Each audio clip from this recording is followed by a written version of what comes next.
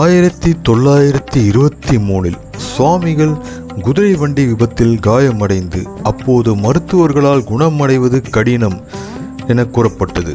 ஆனால் அவர் முருகனின் அருளால் முழுமையாக குணமடைந்தார்.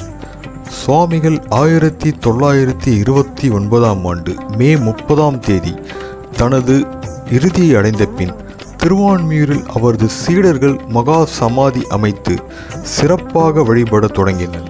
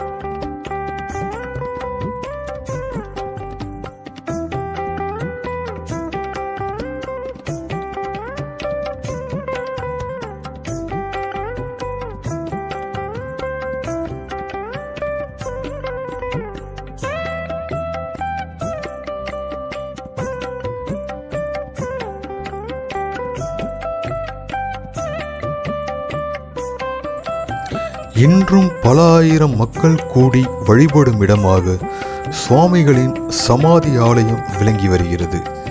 இங்கு பௌர்ணமி வழிபாடு மிக மிக விசேஷமானது. இங்கு வந்து முருகப்பெருமானை வழிபடும் பக்தர்களை பாம்பன் சுவாமிகள் கைவிடுவதே இல்லை என பக்தர்கள் மெய்சிலிர்க்க கூறுகிறார்கள். எளிய மக்கள் தாத்தா கோவில் என்றே இந்த ஆலயத்தை குறிப்பிட்டு வணங்கி வருகிறார்கள்.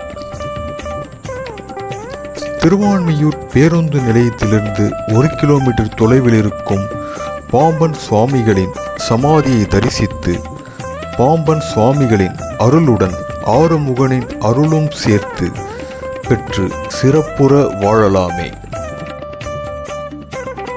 இந்த வீடியோ பிடிச்சிருந்தால் லைக் பண்ணி, ஷேர் பண்ணி, சப்ஸ்கிரைப் பண்ணுங்கள்.